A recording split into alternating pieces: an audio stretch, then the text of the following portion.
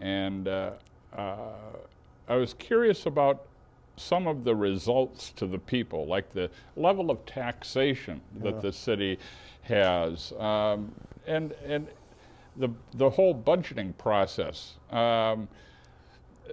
Taxation and budget obviously go hand in hand, but are there changes you'd like to see in those processes too? Yeah, the process and the results, quite frankly. I mean, I think the first thing that has to change about the budget is the attitude. Our city manager was quoted in the Star Tribune over the winter saying, well, there's nothing we can do. Everything non-essential has been eliminated.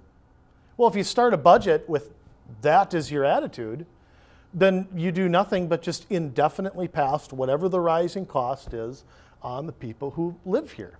Another problem I see with the budget is they figure out what they want to spend, then they figure out how they're going to get it. Like I just went to a work session that they're talking about the West Metro Fire Department, which is something we share with, we should probably explain to the viewers. Crystal and New Hope used to have their own fire departments. About 15 years ago, they combined into West Metro, and they have a joint agreement between the two. But the whole work session was all about, well, what are we going to spend on this new fire truck? What are we going to spend? There was no discussion on what we have. And you can't run a budget with what you're going to spend coming before what you have. I mean, imagine if you ran your household that way. Imagine if I said, well, I think I'm going to spend $3 or $4 grand this month. And then at the end of the month realized I didn't have it. Well, I can't levy my boss or I can't levy my neighbors.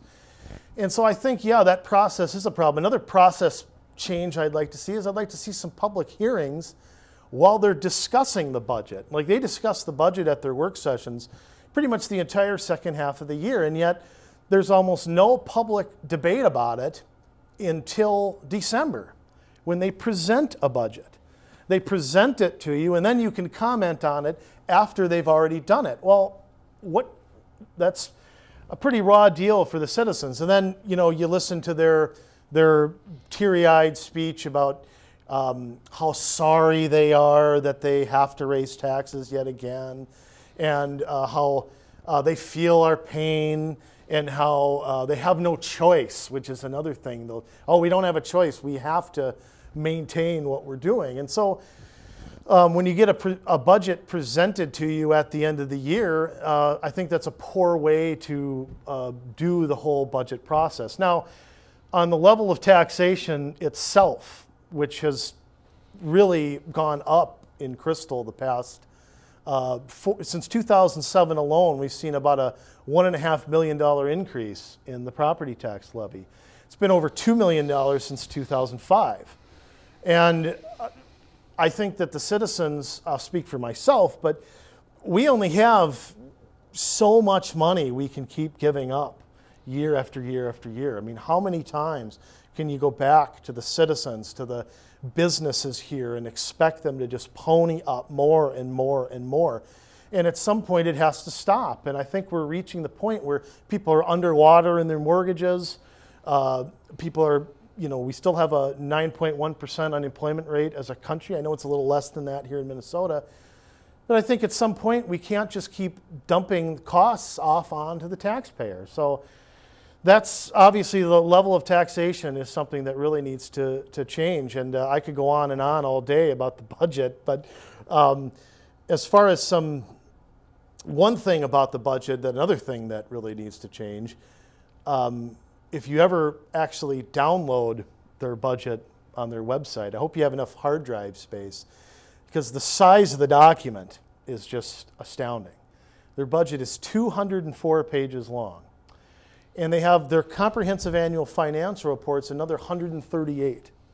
So my Cooper math tells me that's 342 pages of budget material that you as a citizen, they're very difficult to understand. So that's just another problem on top of it. And to be clear, the budget for the city of Crystal has been rising. Yes, it's risen, even though they've claimed, I've heard claims that they've cut $4 million off the budget. I've heard them claim that. Actual spending, according to their own simplified version, is up about 1.1 million since 2007. And that's during the heart of the recession that we've been in. It's had no effect on rising city spending. And I'm baffled how anyone can come to the conclusion that we've cut everything non-essential. I mean, just to go through a litany of some things that we're spending money on. One of the things that sort of drives me crazy is the amount of money we're spending to pay third parties.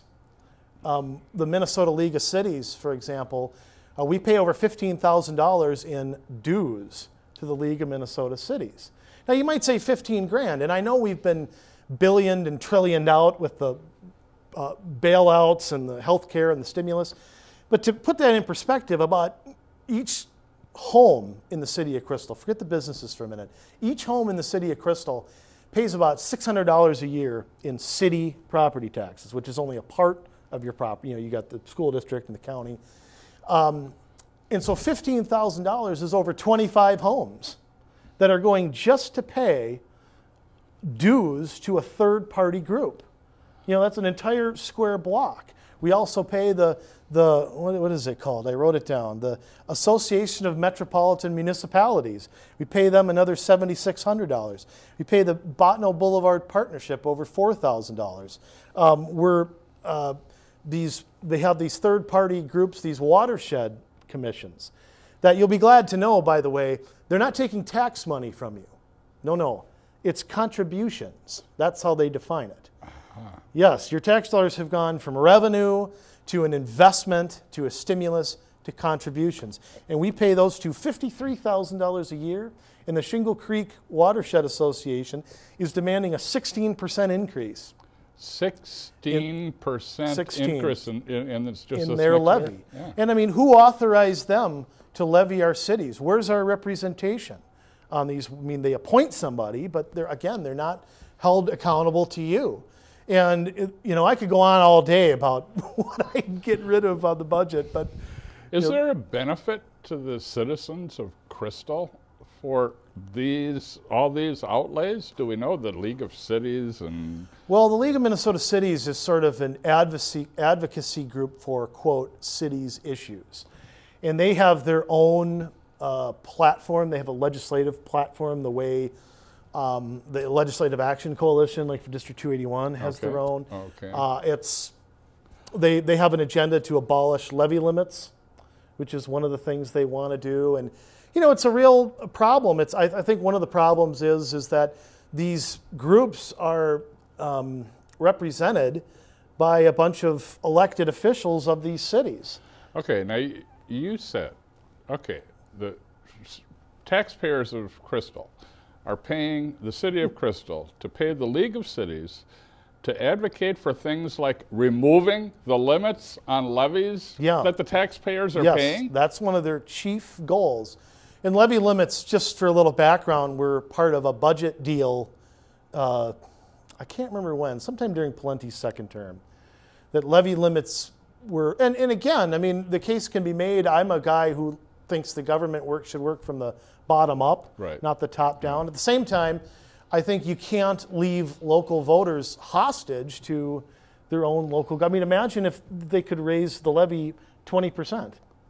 What can you do until the next election? What can Nothing. you do? Right. So I think levy limits became a way to force cities to deal with the expense side of the budget rather than just levying taxes in order to make up for that increasing of expenses. So.